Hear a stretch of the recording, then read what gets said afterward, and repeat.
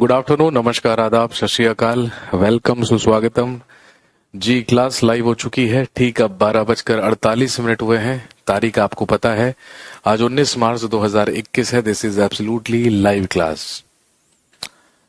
जल्दी से मुझे बताइए, लास्ट क्लास में हम लोग कहाँ तक पहुंचे थे, क्या पढ़ रहे थे? बस उसी के आगे से हम कंटिन्यू करते हैं जी।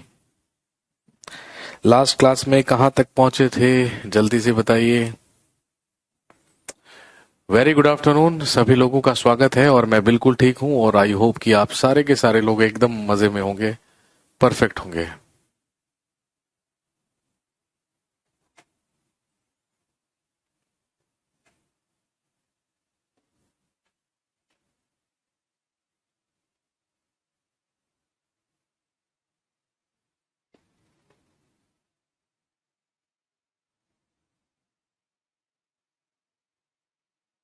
ओके, हम लोग पढ़ रहे थे अकबर के बारे में।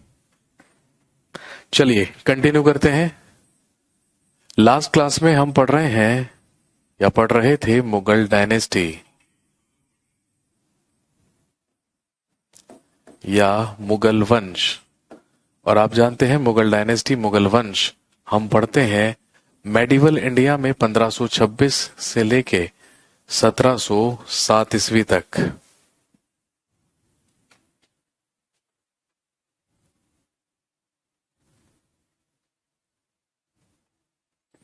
और इसमें हम बात कर रहे थे जलालुद्दीन मोहम्मद अकबर के बारे में,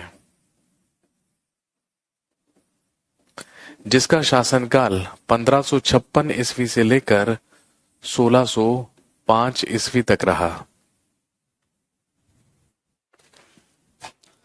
1556 ईस्वी से लेकर 1605 ईस्वी तक शासन किया जलालुद्दीन मोहम्मद अकबर ने। इसी के बारे में हम बात कर रहे थे। अकबर का जन्म 15 अक्टूबर सन 1542 को राजस्थान के अमरकोट नामक स्थान पर हुआ था। और हम सब जानते हैं अमरकोट के ही राजा वीरसाल के महल में इसके बचपन का नाम बदरुद्दीन रखा गया।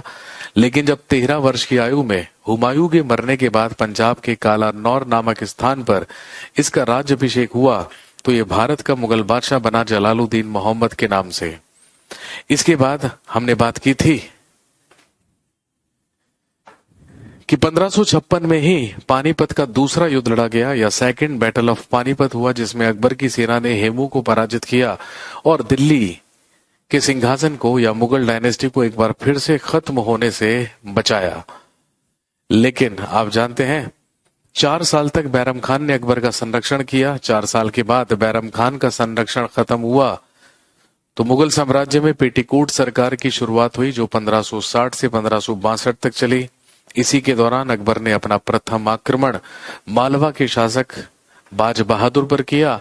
और हम सब जानते हैं आमेर के राजा भारमल की पुत्री हरखा बाई या मरियम उस जमानी जो कहलाती है, उससे विवाह किया अकबर ने।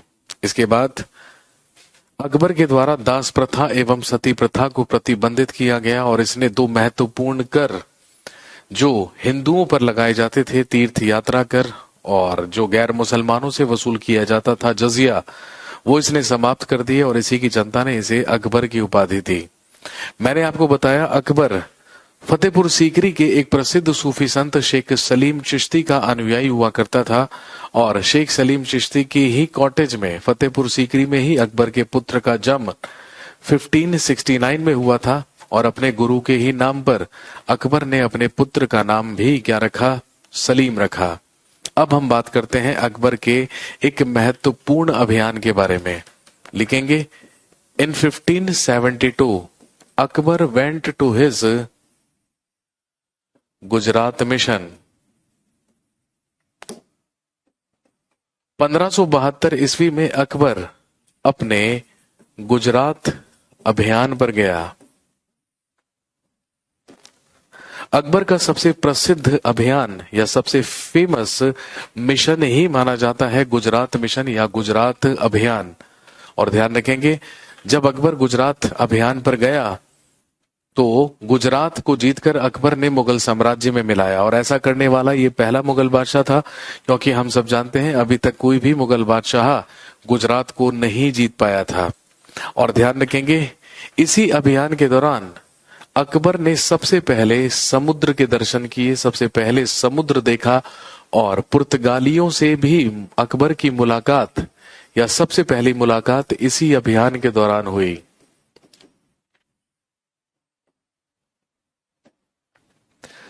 गुजरात जीतने के बाद अकबर वापस लौटा और आप जानते हैं कि गुजरात अभियान की ही सफलता के उपलक्ष्य में अकबर के ही द्वारा 1573 ईस्वी में निर्माण करवाया गया बुलंद दरवाजा का। आप सब जानते हैं भारत का सबसे बड़ा दरवाजा ही क्या कहलाता है? बुलंद दरवाजा, जिसका निर्माण अकबर के ही द्वारा करवाया गया था, जो कहां पर है? फतेहपुर सीकरी में। अकबर के द्वारा फतेहपुर सीकरी में बुलंद दरवाजे का निर्माण करवाया गया। भाई आप जानते हैं कि यदि हम यूरोपियंस की बात करें, यदि हम यूरोपियों की बात करें, तो भारत में आने वाला सबसे पहला यूरोपियन पुर्तगाल से ही आया था, जिसे हम वास्को डिगामा के नाम से जानते हैं। 1498 ईस्वी में वास्को डिगामा ने ही यूरोप से भारत तक आने के दूसरे समुद्री मार्ग की खोज की थी। पुर्तगाली 1498 में ही भारत आ चुके थे, लेकिन अकबर की मुलाकात सबसे पहले पुर्तगालियों से तब हुई जब ये अपने गुजरात मिशन या गुजरात अभियान पर गया। और अभी तक समुद्र के दर्शन इसने कभी नहीं किए थे। इसने गुजरात अभियान के ही दौरान सबसे पहले समुद्र भी देखा या समुद्र के भी दर्शन किए। 1573 ईस्वी में गुजरात सफलता के उपलक्ष्य में ही इसने फतेहपुर सीकरी में बुलंद दरवाजे का निर्माण करवाया। और आप जानते हैं 1575 ईस्वी में ही shifted his capital from Agra to Fatehpur Sikri. और अकबर ने अपने शासनकाल में अपनी राजधानी को आगरा से फतेहपुर सीकरी स्थानांतरित किया। और फतेहपुर सीकरी में केवल बुलंद दरवाजा भी नहीं, इसके अलावा भी इसके द्वारा फतेहपुर सीकरी में कई मॉन्यूमेंट्स या कई स्मारक बनवाए गए। जैसे अकबर ने ही फतेहपुर सीकरी में निर्माण करवाया इबादत खाना का। अकबर के ही द्वारा फतेहपुर सीकरी का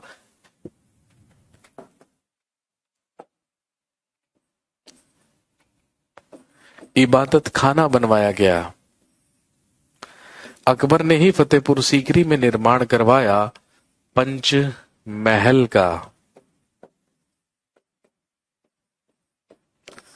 अकबर के ही द्वारा फतेहपुर सीकरी में बनवाया गया मरियम महल। मरियम महल या आप इसे जोधाबाई महल भी कह सकते हैं। भाई जो जोधाबाई को अकबर की ही पत्नी मानते हैं, क्योंकि मैंने आपको बताया था इसमें कुछ क्या है, विवाद है। और इसके अलावा फतेहपुर सीकरी में ही है टॉम्ब ऑफ सलीम चिश्ती या सलीम चिश्ती का मकबरा, जिसका निर्माण भी अकबर के ही द्वारा करवाया गया। इसी के अगले साल आप जानते हैं एक प्रसिद्ध युद्ध लड़ा गया 1576 में, जिसे हम बैटल ऑफ हल्दी घाटी के नाम से जानते हैं। 1576 ईस्वी में हल्दी घाटी का युद्ध या बैटल ऑफ हल्दी घाटी लड़ा गया, जो हुआ अकबर और महाराणा प्रताप के बीच। और हम सब जानते हैं राणा सांगा का ही पौत्र या पोता हुआ करता था महाराणा प्रताप, जिससे अकबर का हल्दी घाटी का युद्ध लड़ा गया था। और इसमें अकबर नहीं, अकबर की तरफ से अभियान करने वाला अकबर का सेनापति था मानसिंह। और ध्यान रखेंगे इस युद्ध में मानसिंह के द्वारा ही महाराणा प्रताप को पराजित किया गया था। इस पर भी कुछ अलग अलग मत हैं। कुछ इतिहासकारों का मानना है कि इस युद्ध में Maharana Pratap defeated the army of Mughals. कुछ का कहना है कि इसमें महाराणा प्रताप ने मानसिंह को पराजित किया था, लेकिन ज्यादातर इतिहासकारों का यही मत है कि हल्दी घाटी के युद्ध में मानसिंह के द्वारा महाराणा प्रताप को पराजित किया गया था या महाराणा प्रताप को हराया गया था।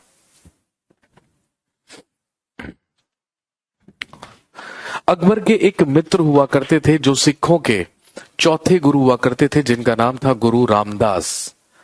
और ध्यान रखेंगे इसी के अगले साल इन 1577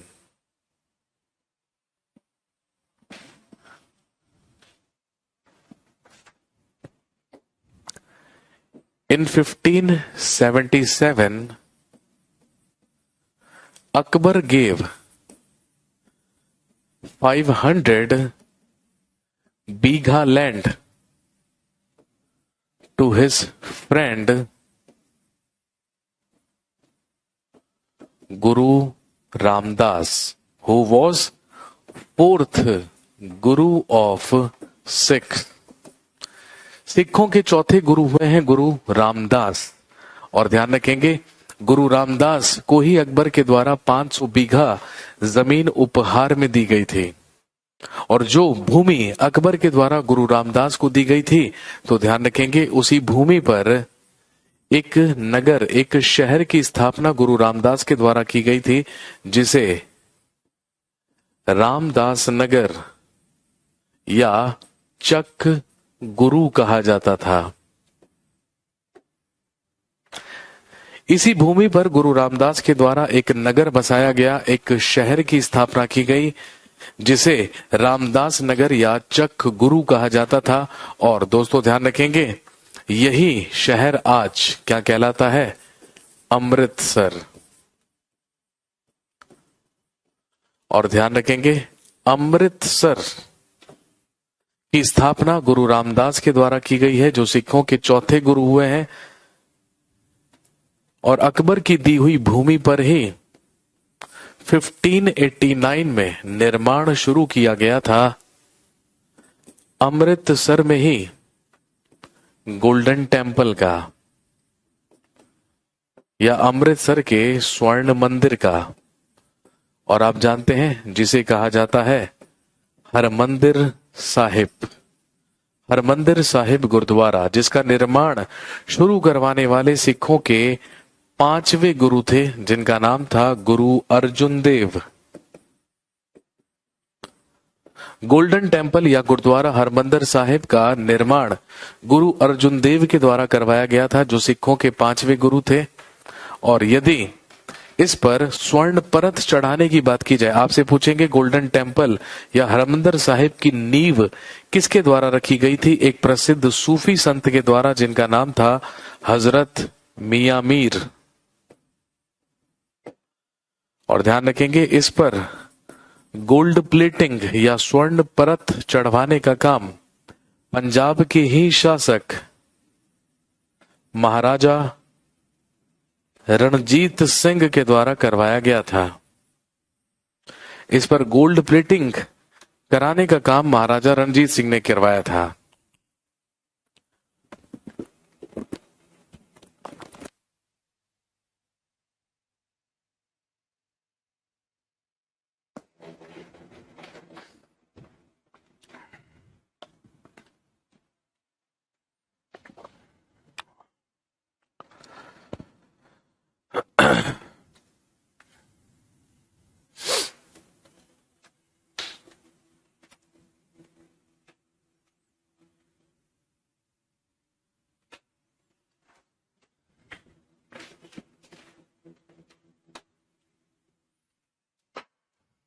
इसके बाद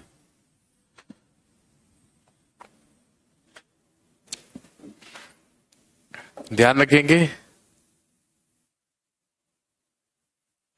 अकबर्स पीरियड,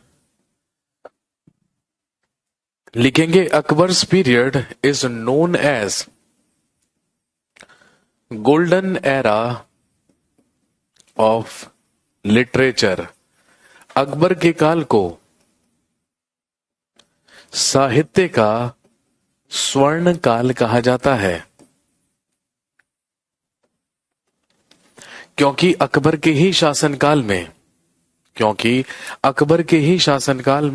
बहुत ज्यादा हिंदी और फारसी लिटरेचर या हिंदी और फारसी साहित्य का विकास हुआ, और ज्यादातर पुस्तकों का अकबर के ही शासनकाल में फारसी में अनुवाद किया गया। भाई आप जानते हैं हमने पढ़ा भी था तुजू के बाबरी या बाबरनामा, जो बाबर की ऑटोबायोग्राफी हुआ करती थी, उसका भी फारसी भाषा में अनुवाद अकबर के ही शासनकाल में हुआ था, जिसे करवाने वाला या जिसे करने वाला अब्दुल रहीम खान खाना था, जो अकबर के ही नवरत्नों में से एक हुआ करता था। हमने बाबर में पढ़ा था।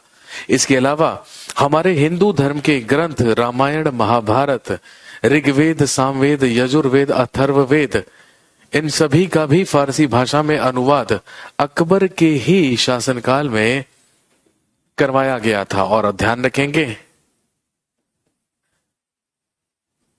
महाभारत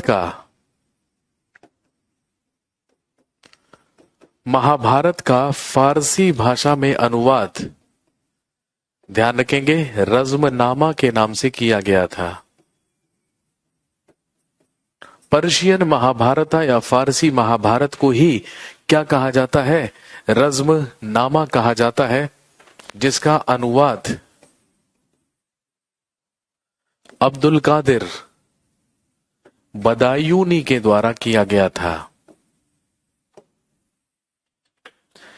इसके अलावा लिखेंगे ही ऑल्सो गेव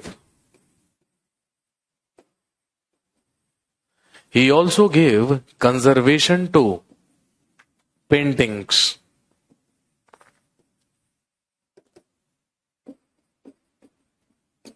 इसने चित्र कला का भी संरक्षण किया।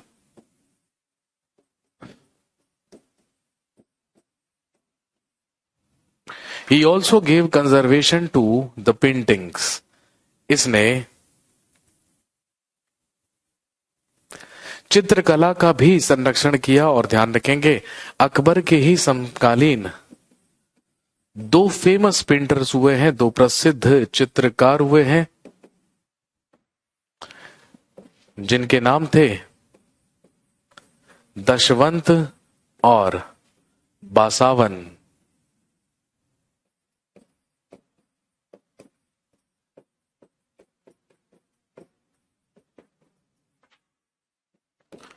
दशवंत और बसावन नाम के भी प्रसिद्ध चित्रकार अकबर के ही दरबार में, अकबर के ही शासनकाल में हुआ करते थे।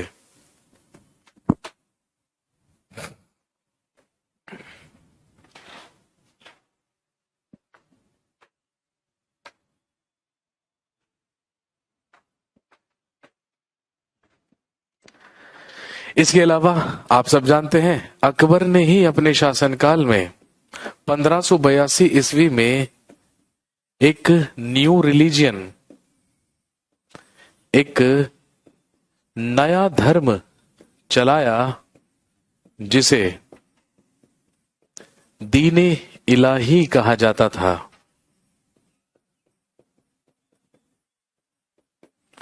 अकबर के ही द्वारा 1582 ईस्वी में दीने इलाही नामक धर्म चलाया गया।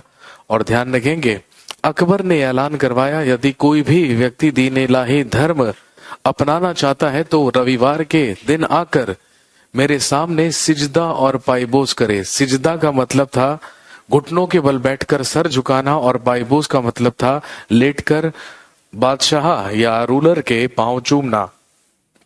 इसने कहा, रविवार के दिन आकर सिजदा और पायबोस करिए और कहिए अल्लाहू अकबर। जैसे ही वो व्यक्ति अल्लाहू अकबर कहेगा, वो दीन इलाही धर्म का हो जाएगा। लेकिन ध्यान रखेंगे, वो धर्म जो अकबर के द्वारा चलाया गया था, दीन इलाही धर्म, ये केवल और केवल मुसलमानों के ही द्वारा अपनाया गया। सिर्फ और सिर्फ एक हिंदू ऐसा था हु अडॉप्टेड दीन इलाही। तो ध्यान रखेंगे, दीन इलाही धर्म को अपनाने वाला एकमात्र हिंदू कौन हुआ? बीरबल। दीन इलाही धर्म को अपनाने वाला एकमात्र हिंदू बीरबल था। और आप जानते हैं, बीरबल का ही वास्तविक नाम हुआ करता था महेश दास। बीरबल का वास्तविक नाम था महेश दास। और जिस साल अकबर ने 1582 में दीन इलाही धर्म चलवाया, इसी के अगले साल 1583 में अकबर के ही द्वारा चलवाया गया एक नया संवत जो कहलाता है इलाही संवत।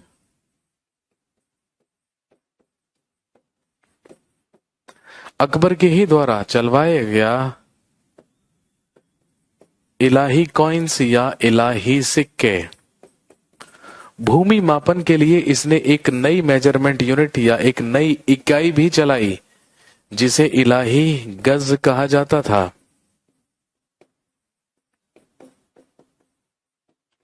और ध्यान रखेंगे इसी वर्ष अकबर के ही द्वारा प्रयाग का नाम बदलकर रखा गया इलाहाबाद। ये जो इलाहाबाद नाम है जो प्रयाग का रखा गया था, ये भी रखने वाला कौन हुआ? अकबर। इसके अलावा अकबर के ही द्वारा अपने शासनकाल में 3 फोर्ट्स या 3 किलों का निर्माण करवाया गया था। सबसे पहला लिख लीजिए आगरा फोर्ट, आगरा का किला। दूसरा लिख लीजिए इलाहाबाद फोर्ट, इलाहाबाद का किला। और अकबर ने ही निर्माण करवाया लाहौर फोर्ट या लाहौर के किले का। नोट कीजिए फटाफट।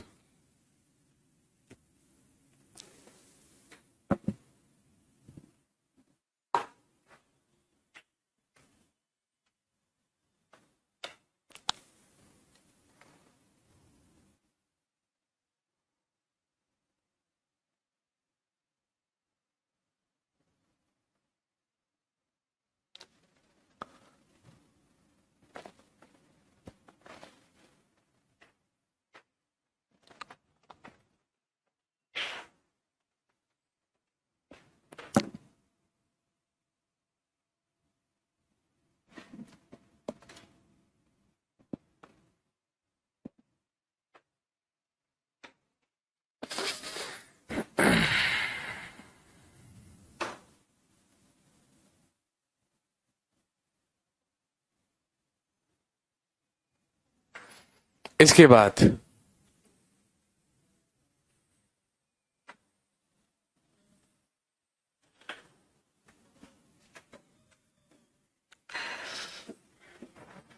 पंद्रह सौ अट्ठानवे ईस्वी में अकबर के ही शासनकाल में हुआ रिवोल्ट ऑफ सलीम या सलीम का विद्रोह। वही हम सब जानते हैं अकबर के ही पुत्र का नाम सलीम था जो अकबर के ही खिलाफ विद्रोह किया करता था। यदि हम मुगल काल के बारे में बात करें तो मुगल काल में पिता के ही खिलाफ विद्रोह करने वाला सबसे पहला मुगल शहजादा ही कौन माना जाता है? सलीम माना जाता है। 1598 ईस्वी में सलीम का विद्रोह हुआ और अकबर के बेटे सलीम ने पुर्तगालियों के साथ मिलकर इलाहाबाद के किले पर अधिकार कर लिया और खुद को इलाहाबाद का स्वतंत्र मुगल बादशाह घोषित कर दिया। और जब ऐसा हुआ तो अकबर ने अपने सेनापति मान सिंह को भेजकर इस विद्रोह को नियंत्रित करवाया, लेकिन सलीम नहीं माना। बार बार अकबर के ही खिलाफ विद्रोह करता रहा, लेकिन हद तो तब हो गई जब 1602 ईस्वी में सलीम किल्ड अबुल फजल। अकबर के ही नवरत्नों में से एक हुआ करता था अबुल फजल। ये वही अबुल फजल है जिसने अकबर की बायोग्राफी भी लिखी थी। 1602 ईस्वी में सलीम के द्वारा ही अबुल फजल की हत्या करवा दी गई। किसके द्वारा? ध्यान रखेंगे, वीर सिंह बुंदेला के द्वारा। Who was Veer Singh Bundela? Veer Singh Bundela was the founder of Jhansi. Jhansi की स्थापना वीर सिंह बुंदेला के ही द्वारा की गई थी और वीर सिंह बुंदेला की ही मदद से सलीम के द्वारा अबुल फजल की हत्या करवा दी गई। और जब अबुल फजल की हत्या करवाई गई तो अकबर ने नाराज होकर सलीम को उत्तराधिकार से वंचित कर दिया और ये घोषणा कर दी कि मेरे मरने के बाद सलीम नहीं बल्कि अगला मुगल बादशाह सलीम का ही बड़ा बेटा खुसरो बनाया जाए। लेकिन सलीम का इस बात पर भी कोई फर्क नहीं पड़ा, वो अकबर के खिलाफ बार बार विद्रोह करता रहा। इतिहासकार कहते हैं कि अकबर अपने शासनकाल में सबसे ज्यादा दुखी और तंग अपने ही पुत्र से रहा जिसका नाम सलीम था। अगली महत्वपूर्ण घटना जो अकबर के शासनकाल में ही घटित हुई, लिखेंगे इन 1599 1599 ईस्वी में John Mildenhall was first britisher who arrived in India. Akbar के ही शासनकाल में अंग्रेजों का भारत में आगमन हुआ और भारत में आने वाला सबसे पहला अंग्रेज जॉन मिल्डेनहाल माना जाता है, जो 1599 ईस्वी में अकबर के ही शासनकाल में आया था। और एक अंग्रेज अकबर के दरबार में भी विजिट करके गया था, जिसे हम रॉल्फ फिंच के नाम से जानते हैं।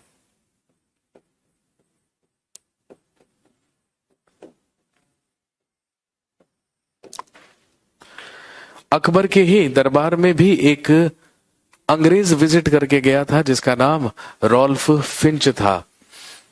इस समय हम सब जानते हैं ब्रिटेन की महारानी एलिजाबेथ टेलर, इस समय ब्रिटेन की महारानी एलिजाबेथ टेलर फर्स्ट या एलिजाबेथ टेलर प्रथम हुआ करती थी और अकबर के ही शासनकाल में 31 दिसंबर सन 1600 ईस्वी में स्थापना हुई थी ब्रिटिश ईस्ट इंडिया कंपनी की।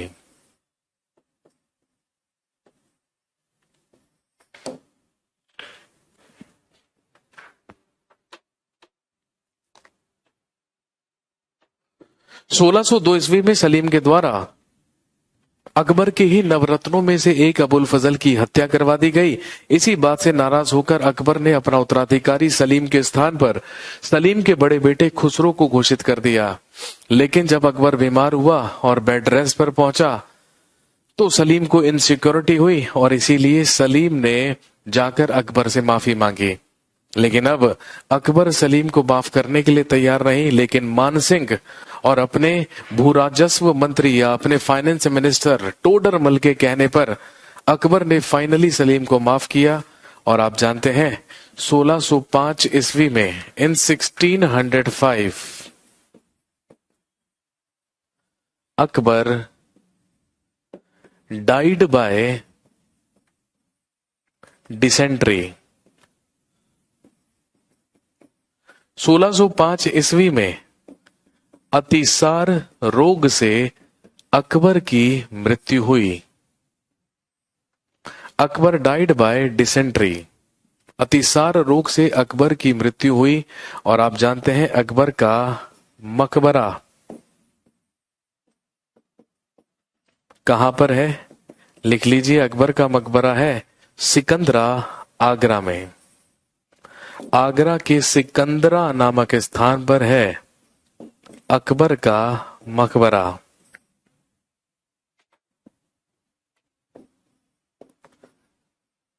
The biography of Akbar is आईने अकबरी। अकबर की जीवनी का नाम आईने अकबरी या अकबरनामा है। और आप जानते हैं जिसे लिखा गया था अकबर के ही नवरत्नों में से एक अबुल फजल के द्वारा।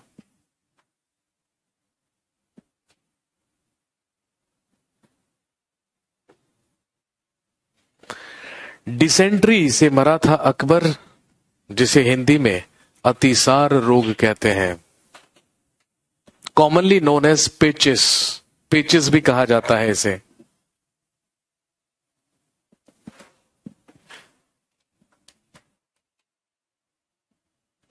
नोट कर लीजिए।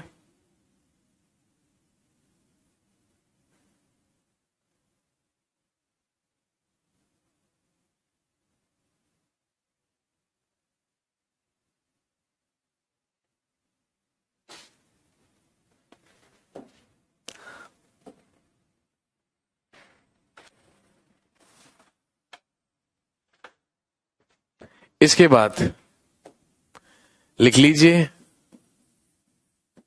Nine jewels of Akbar.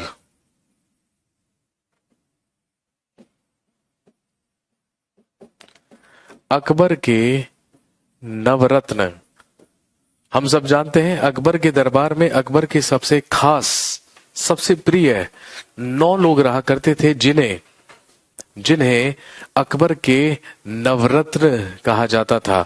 और ध्यान रखेंगे, भारत के इतिहास में अकबर पहला शासक नहीं था जिसने अपने दरबार में नवरत्न रखे थे, क्योंकि आप जानते हैं सबसे पहले अपने दरबार में नवरत्न रखने वाला शासक था चंद्रगुप्त सेकंड या चंद्रगुप्त द्वितीय, जो सबसे महान राजा माना जाता है गुप्ता डायनेस्टी या गुप्त वंश का। इसने सबसे पहले अपने दरबार में नवरत्न रखे थे फोर्थ सेंचुरी में, जिसमें एक प्रमुख महाकवि कालिदास भी थे। वराह मिहिर धनवंतरी, ये सारे के सारे लोग चंद्रगुप्त द्वितीय के नवरत्न हुआ करते थे। लेकिन आप जानते हैं भारत में सबसे ज्यादा प्रसिद्ध अकबर के नवरत्न हुए हैं। चलिए लिख लेते हैं कौन कौन थे। सबसे पहला नाम लिख लीजिए बीरबल, जिसका वास्तविक नाम महेश दास था। दूसरा लिखिए तानसेन, जिसका वास्तविक नाम रामतनु पांडे था। तीसरा अबुल फजल,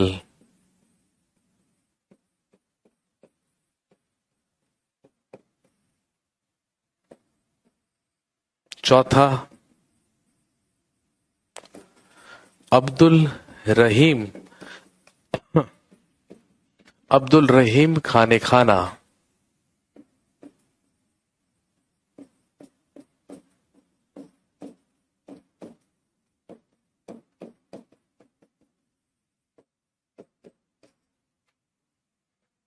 अगला मान सिंह,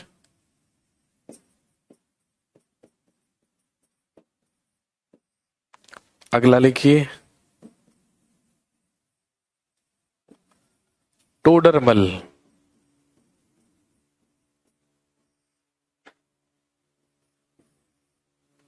अगला लिखिए फैजी। टोडरमल, अगला लिखिए फैजी। अगला मुल्ला दो प्याजा,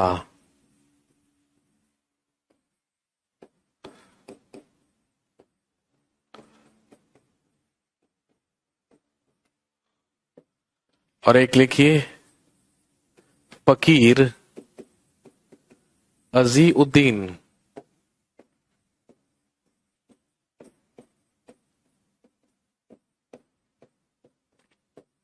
ये 9 लोग हुआ करते थे जो अकबर के दरबार में नवरत्न हुआ करते थे।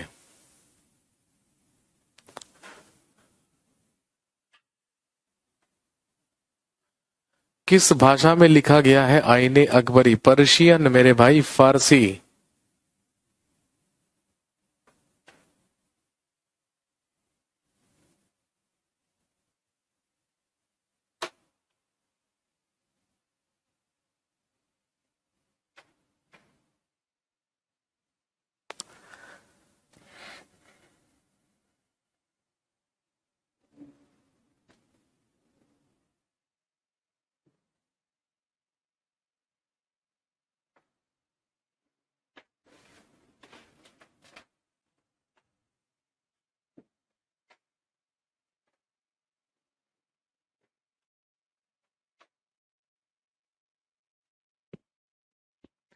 सोलह सौ पांच ईस्वी में अकबर की मृत्यु हुई और हम सब जानते हैं अकबर के मरने के बाद अकबर का ही पुत्र सलीम भारत का अगला मुगल बादशाह बना।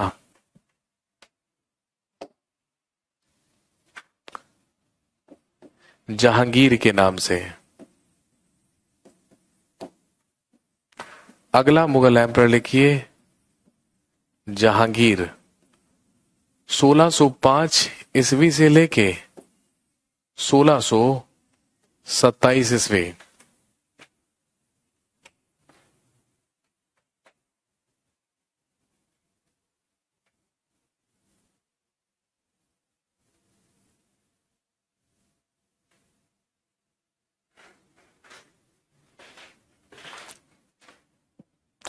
राजा राम जाट का भी तो अटैक हुआ था बेटे, कब हुआ था जरा बताना।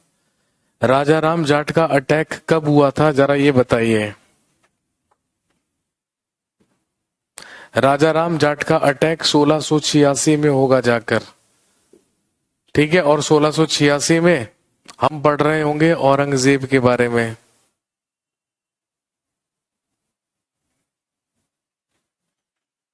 Jahangir. Jahangir was born in 1569 in Fatehpur Sikri. Jahangir का जन्म 1569 ईस्वी में, जहांगीर का जन्म 1569 ईस्वी में फतेहपुर सीकरी में हुआ। और हमने पढ़ा था कि शेख सलीम चिश्ती की कॉटेज में ही जन्म लिया था अकबर के पुत्र ने, और इसीलिए अकबर ने अपने ही गुरु के नाम पर अपने पुत्र का नाम क्या रखा? सलीम रखा। सर आपने महामनगा के बारे में नहीं, अरे मेरे भाई महामनगा का जिक्र तो ऑलरेडी हम कर चुके हैं जब हमने कर्टेन रूल या हमने पर्दा शासन के बारे में बात की थी।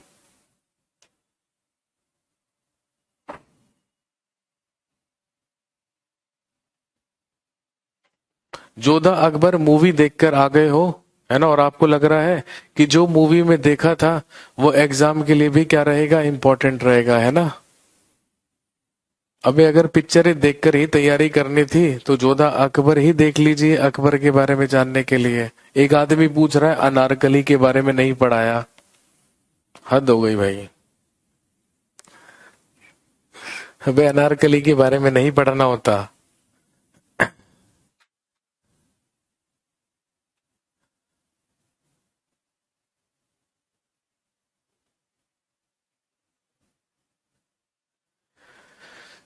जहांगीर का जन्म 1569 ईस्वी में फतेहपुर सीकरी में हुआ, और हम सब जानते हैं his childhood name was Salim. इसके बचपन का नाम सलीम था। His chief instructor was Abdul Rahim Khane Khana. इसका मुख्य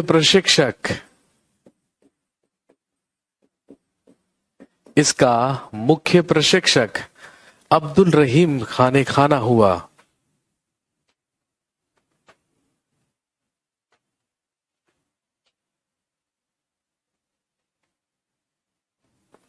नाइन ज्वेल्स के बारे में बताएं। नाइन ज्वेल्स अभी तो लिख लिए मेरे भाई।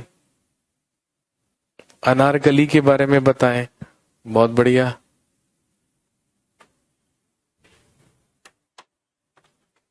मुझे लग रहा है ये वो लोग हैं जो इतिहास सुन ही पहली बार रहे हैं।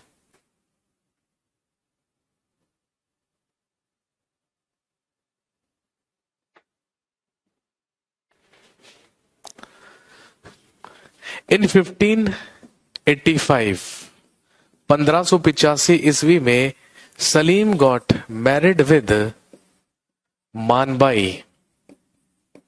1585 ईस्वी में सलीम ने मानबाई के साथ विवाह किया। हु वॉज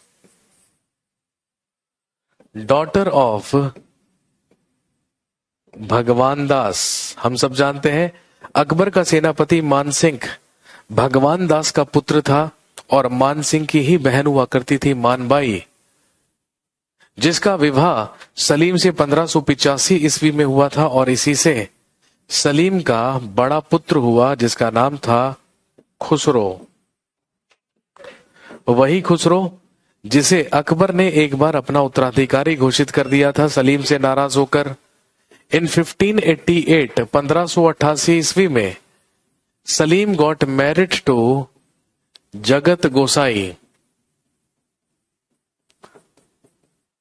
1588 ईस्वी में सलीम ने जगत गोसाई के साथ विवाह किया, जो इतिहास में जोधाबाई के नाम से प्रसिद्ध है, जो मारवाड़ के राजा उदय सिंह की पुत्री थी। और जगत गोसाई से ही, ध्यान रखेंगे, 1592 ईस्वी में लाहौर में सलीम या जहांगीर के दूसरे पुत्र का जन्म हुआ था, जिसका नाम रखा गया खुर्रम। और आप जानते हैं यही खुर्रम तो आगे चलकर क्या बनेगा, अगला मुगल एम्परर शाहजहां के नाम से।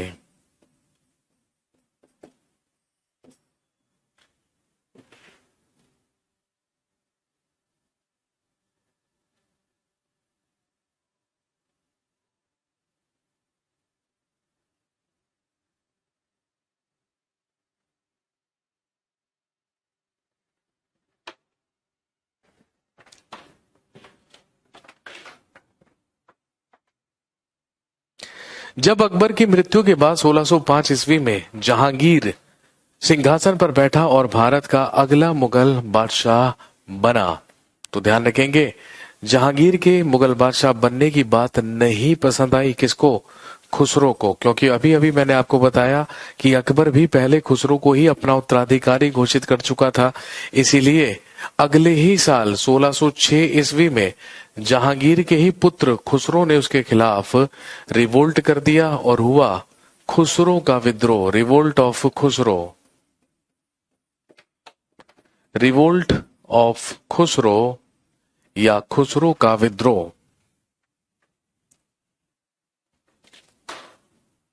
और ध्यान रखेंगे मुगल साम्राज्य में पिता के ही खिलाफ विद्रोह कर देने का सिलसिला शुरू हो गया। क्वेश्चन 2 पूछे जाएंगे, आपसे पूछेंगे कि बताइए मुगल काल में पिता के खिलाफ विद्रोह करने की शुरुआत किसने की थी? सलीम ने, जहांगीर ने अकबर के खिलाफ विद्रोह किया था। लेकिन यदि आपसे पूछे पिता के ही खिलाफ पुत्र के द्वारा विद्रोह करने की परंपरा मुगल काल में किसके शासनकाल से शुरू हुई, तो अकबर के शासनकाल से।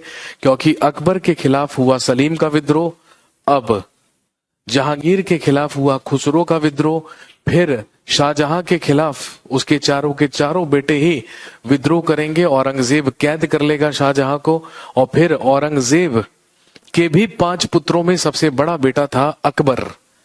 फिर अकबर भी क्या करेगा, औरंगजेब के खिलाफ विद्रोह करेगा। और जब तक मुगल साम्राज्य चलेगा तब तक हर पुत्र अपने पिता के खिलाफ क्या करता रहेगा, विद्रोह करता रहेगा।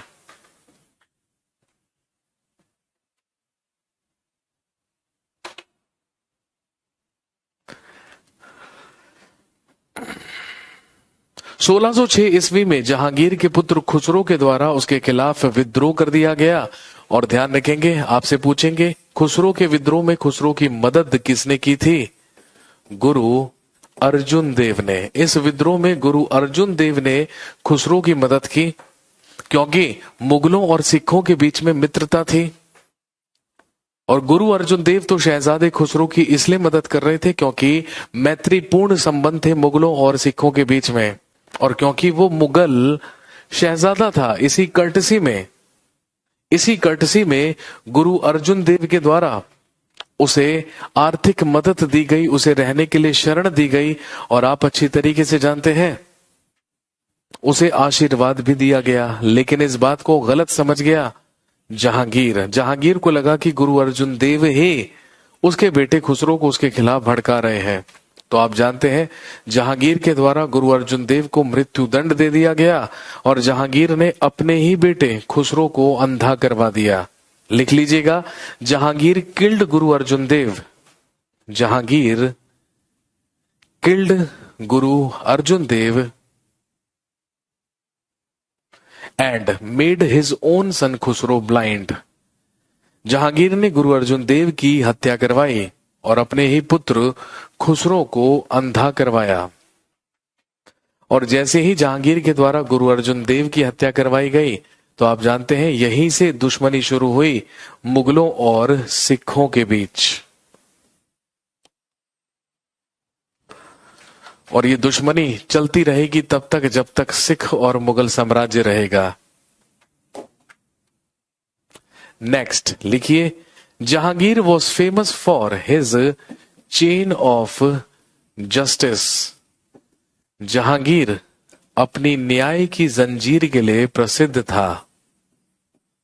एंड ही डिक्लेयर्ड 12 ऑर्डिनेंसेस, और इसने 12 घोषणाएं करवाई थी। जहांगीर के पास एक जंजीर हुआ करती थी, एक चेन हुआ करती थी जिसे चेन ऑफ जस्टिस कहा जाता था, जिसे न्याय की जंजीर कहा जाता था। और इस पर लगभग 50 बेल्स या घंटियां लगी हुई थे। और जहांगीर ने आगरा के ही किले के बाहर या आगरा के किले से अटैच करके बाहर तक यमुना नदी के किनारे तक इस बेल को या इस चेन को लगवाया हुआ था। और जहांगीर ने 12 घोषणाएं करवाई हुई थी, जिसमें जहांगीर ने घोषणा करवाई थी यदि किसी भी व्यक्ति को किसी भी वक्त न्याय चाहिए हो, जस्टिस चाहिए हो, तो वो किसी भी वक्त आकर न्याय की जंजीर में लगी हुई उन बेल्स को रिंग कर सकता है। यदि जिस टाइम भी वो आकर उन घंटियों को बजाएगा उसी समय आगरा के किले के दरवाजे उसके लिए खोल दिए जाएंगे, भले ही आधी रात का ही समय क्यों ना हो, उसी समय उसे न्याय दिया जाएगा। आपसे सवाल पूछेंगे कि बताइए न्याय की जंजीर के लिए कौन सा मुगल बादशाह प्रसिद्ध हुआ है? He was Jahangir. और आपसे पूछेंगे जहांगीर द्वारा करवाई गई 12 घोषणाओं को क्या कहा जाता था? ये घोषणाएं कहलाती थी आईने जहांगीरी। इन घोषणाओं को आईने जहांगीरी कहा जाता था। और ध्यान रखेंगे इन घोषणाओं में 2 महत्वपूर्ण घोषणा और भी थी, जैसे तंबाकू पर प्रतिबंध। मुगलों में सबसे पहला मुगल बादशाह जहांगीर था जिसने तंबाकू पर प्रतिबंध लगाया था। भारत में तंबाकू की खेती पुर्तगालियों के द्वारा शुरू की गई थी। पुर्तगाली ही भारत में तंबाकू लेकर आए थे, लेकिन अभी तक किसी भी मुगल बादशाह के द्वारा उसे प्रतिबंधित नहीं किया गया था। Jahangir was first Mughal emperor. Jahangir सबसे पहला मुगल बादशाह था जिसने तंबाकू के सेवन पर प्रतिबंध लगाया था। और इसके अलावा इसी घोषणाओं में इसने एक परमिशन भी दी थी, एक अनुमति भी दी थी। तो लिखेंगे हिंदुओं को दशहरा और दिवाली पर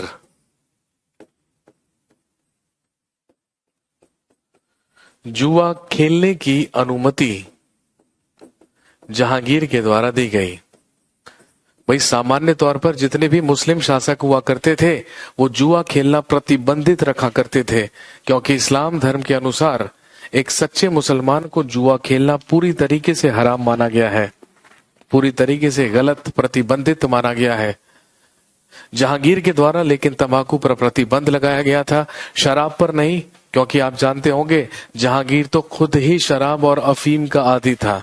मैंने आपको बताया था ना, यदि आपसे पूछे अफीम का आदी मुगल बादशाह कौन कहलाता है तो आप हुमायूं आंसर करेंगे।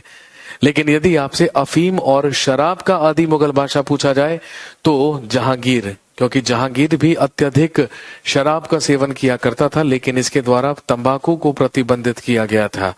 इसके अलावा ध्यान रखेंगे Jahangir's ruling period is known as golden era of paintings. Jahangir के काल को चित्रकला का स्वर्ण काल कहा जाता है।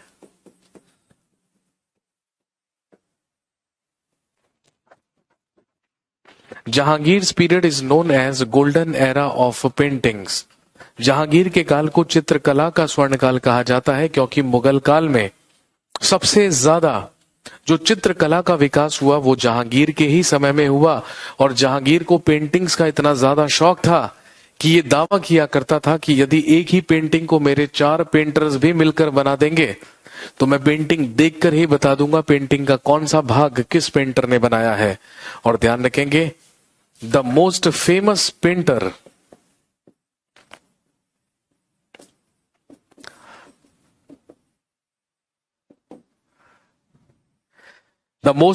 पेंटर ऑफ जहांगीर वॉज उस्ताद मंसूर खान। जहांगीर का सबसे प्रसिद्ध चित्रकार उस्ताद मंसूर खान था।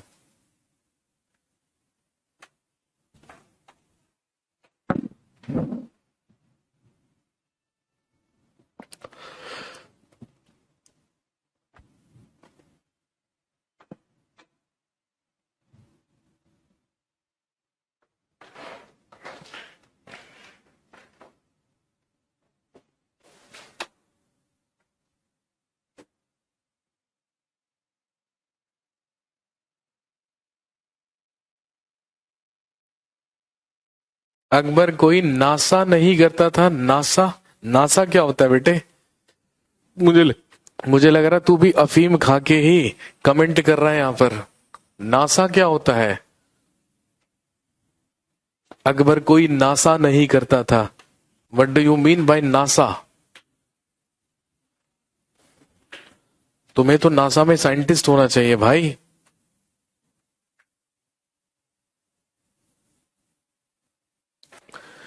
When was Akbar given the title Akbar the great? मेरे भाई आफ्टर एबोलिशिंग और after removing the pilgrimage tax, जब अकबर ने, कल तो बताया था मैंने, जब अकबर ने तीर्थ यात्रा कर और जजिया समाप्त किया था, उसके बाद उसकी जनता ने उसे अकबर की उपाधि दी थी।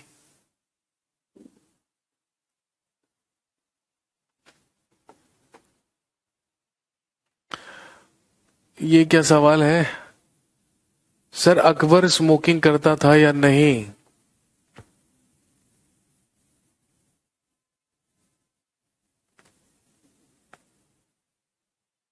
कमाल है भाई।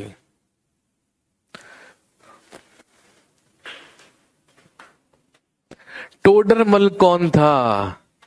बेटे ये क्लास खत्म होने के बाद ना क्लास की वीडियो दोबारा से देखना, और जब आप दोबारा से देखोगे, ठीक है, तो मेरे कहे हुए लफ्जों में आपको पता चलेगा कि टोडरमल कौन था।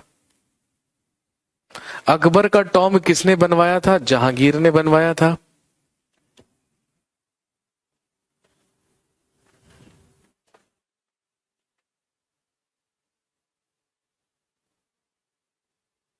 अकबर कौन सा मुगल था? सर अकबर सिगरेट पीता था। कमाल हो गया। देख लीजिए क्या लेवल है आप लोगों का सवाल पूछने का, और फिर आप कहते हैं कि आप हमारे कमेंट का रिप्लाई नहीं करते।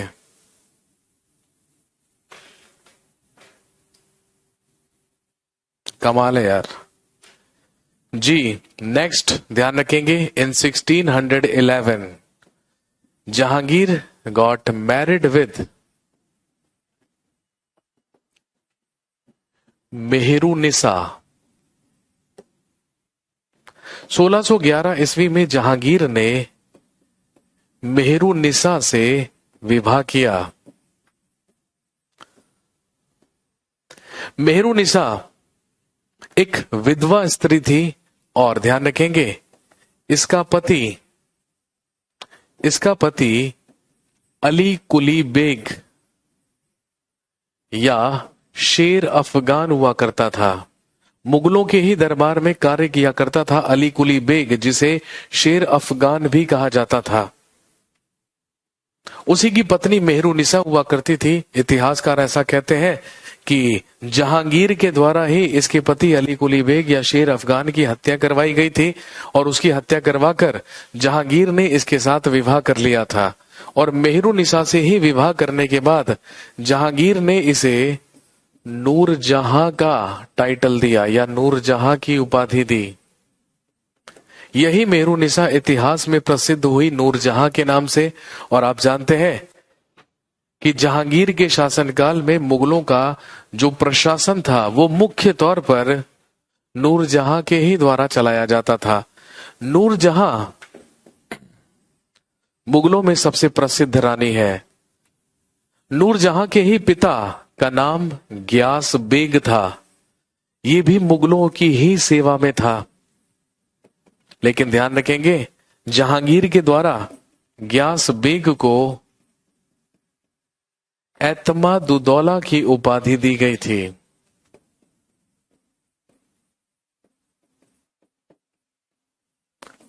ग्यास बेग जो नूरजहां का पिता है, इसी को क्या कहा जाता है? एतमादुद्दौला कहा जाता है। और ध्यान रखेंगे, आपसे पूछेंगे कि बताइए एतमादुद्दौला का मकबरा कहां पर है?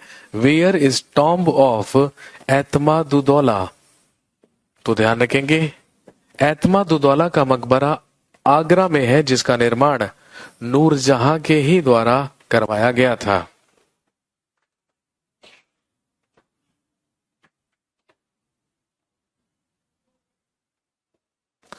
और ध्यान रखेंगे, नूरजहां की माता का नाम, नूरजहां की माता का नाम था असमत बेगम।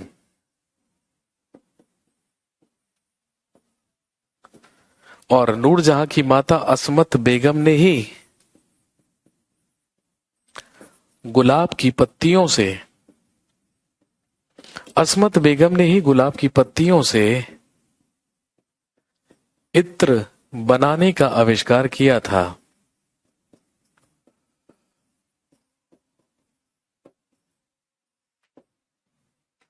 असमत बेगम के ही द्वारा गुलाब की पत्तियों से इत्र बनाने का आविष्कार किया गया था। इन 1617 ईस्वी में Jahangir sent his son Khurram to Ahmednagar mission. 1617 ईस्वी में जहांगीर ने अपने दूसरे पुत्र खुर्रम को अहमदनगर अभियान पर भेजा। हम सब जानते हैं अहमदनगर कहां पर है? महाराष्ट्र में। महाराष्ट्र का ही जिला है अहमदनगर। जहांगीर ने अपने पुत्र खुर्रम को अहमदनगर अभियान पर भेजा और खुर्रम ने जाकर अहमदनगर को मुगल साम्राज्य में मिलाया। और इसी बात से खुश होकर Jahangir gave him the title of Shahjahan. और अहमदनगर अभियान की सफलता के बाद ही जहांगीर के द्वारा अपने पुत्र खुर्रम को शाहजहां की उपाधि दी गई। और इसी के बाद खुर्रम ही प्रसिद्ध हुआ किस नाम से? हम सब जानते हैं शाहजहां के नाम से।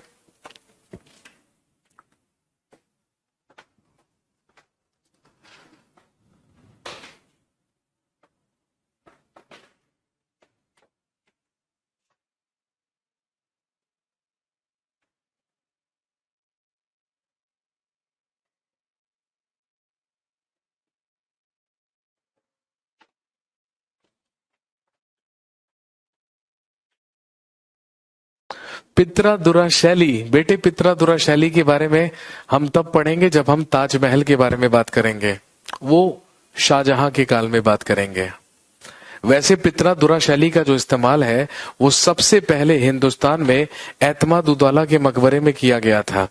जब मैं आपको शाहजहां के बारे में पढ़ाऊंगा और जब हम बात करेंगे, चर्चा करेंगे ताजमहल के बारे में, तब बात होगी पित्रादुरा शैली के बारे में, तब बात होगी संगमरमर के बारे में। जी फाइनली लिखेंगे इन 1627 जहांगीर डाइड इन लाहौर। जहांगीर की मृत्यु लाहौर में हुई। और जहांगीर का मकबरा भी कहां पर है? शाहदरा, लाहौर में। लाहौर के ही शाहदरा नामक स्थान पर है जहांगीर का मकबरा। बाबर की तरह जहांगीर के द्वारा भी अपनी ऑटोबायोग्राफी, अपनी आत्मकथा लिखी गई थी जो जहांगीर नामा कहलाती है, जो कहलाती है जहांगीर नामा। और बाबर की ही तरह इसने अपनी ऑटोबायोग्राफी को तुर्क भाषा में या टर्किश लैंग्वेज में लिखा था, लेकिन ये इसे कंप्लीट नहीं कर पाया था, तो इसकी ऑटोबायोग्राफी को कंप्लीट किया था, लिख लीजिए, मौतबिंद खान ने। इसे कंप्लीट करने वाला था मौतबिंद खान।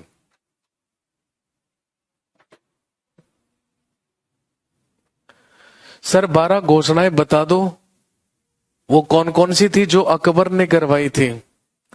यार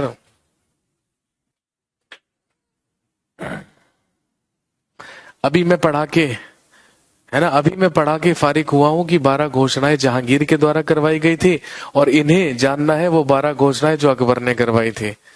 बेटे कौन से ग्रह से आए हो जरा ये बता दीजिए।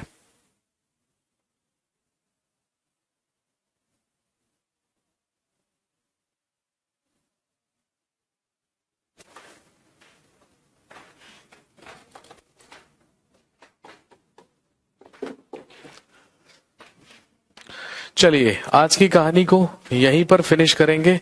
अगली क्लास में आपसे जब मुलाकात होगी तो हम बात करेंगे शाहजहां और औरंगजेब के बारे में। ठीक है, चलिए जी, थैंक यू वेरी मच। कल क्लास नहीं रहेगी, अब हमारी मुलाकात होगी सोमवार को या मंडे को। Thank you very much.